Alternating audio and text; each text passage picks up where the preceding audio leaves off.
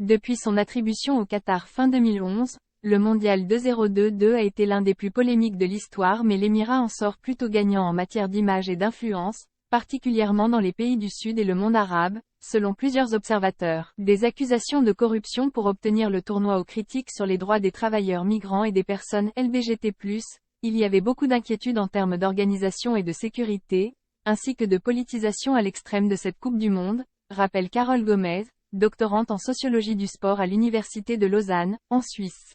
Force est de constater que cette politisation n'a pas été aussi importante qu'elle aurait pu l'être et que, s'il y a eu des couacs, ils ont été peu médiatisés, remarque Madame Gomez. L'événement a offert au Qatar l'opportunité de laver son image de pays à scandale, quitte à faire oublier les affaires qui avaient précédé le tournoi, abonde Raphaël Le Maguariec, spécialiste de la géopolitique du sport dans le golf à l'Université de Tours, en France. Pour Andreas Krieg, professeur au King's College de Londres, les affrontements culturels sur les réseaux sociaux à propos des valeurs et des symboles ne devraient pas affecter les relations internationales. Le Qatar a utilisé la Coupe du Monde pour cimenter ses relations diplomatiques, note-t-il, et même dans les pays où la couverture médiatique a été majoritairement négative, comme le Royaume-Uni, les élites politiques sont restées positives à l'égard de l'hôte du mondial. Bénéfice net de soft power d'après Simon Chadwick, professeur d'économie et géopolitique du sport à Schema Business School, en France, l'Émirat s'en sort avec un bénéfice net de soft power, particulièrement au sud et dans le monde arabe, où la compétition a donné un coup de fouet à son influence préexistante.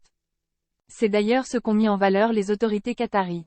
Nous avons tenu notre promesse d'organiser un championnat exceptionnel pour les pays arabes, qui a permis au peuple du monde de découvrir la richesse de notre culture et l'originalité de nos valeurs, a écrit l'émir, Cheikh Tamim Ben Hamad Al Thani, sur Twitter dimanche. Entre le prince héritier saoudien Mohammed Ben Salman, invité d'honneur de la cérémonie d'ouverture, et le port par l'émir d'une écharpe verte, couleur de la sélection saoudienne, on retiendra la mise en scène de la réconciliation avec l'Arabie saoudite, après leur brouille diplomatique entre juin 2017 et janvier 2021. La cause palestinienne s'est aussi invitée dans les stades, de nombreux supporters et les joueurs du Maroc, surprenants et fédérateurs demi-finalistes, arborant le drapeau palestinien. Cela a rallié le monde arabe et islamique autour du Qatar, champion des questions régionales telles que la Palestine ou l'anticolonialisme, selon M.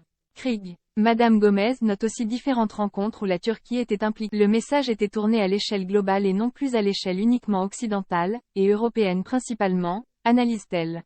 Toujours des réserves même dans le Nord, par exemple dans certaines parties de l'Europe, les perceptions et les attitudes de certaines personnes à l'égard du Qatar ont évolué positivement, ajoute M. Chadwick. Beaucoup de visiteurs, notamment dans les médias, ont toujours des réserves, constate-t-il toutefois, et il y a encore une résistance considérable dans des pays comme le Danemark, l'Allemagne et les Pays-Bas, que les autorités qataries ont choisi de ne pas affronter. Il lui semble peu probable que 4 semaines soient suffisantes pour remettre en question les idées reçues et les stéréotypes.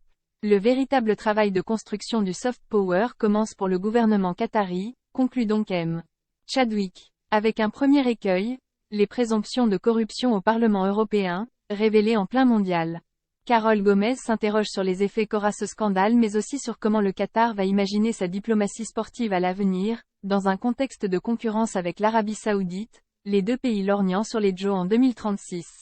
Il y a quelques mois, je me disais qu'on allait peut-être assister, au regard des accusations de sport washing, à un ralentissement de la part de certains pays prêts à investir à tout prix sur le sport, dit-elle. Mais quand on regarde ce qui s'est passé au Qatar, ça n'est peut-être pas sûr.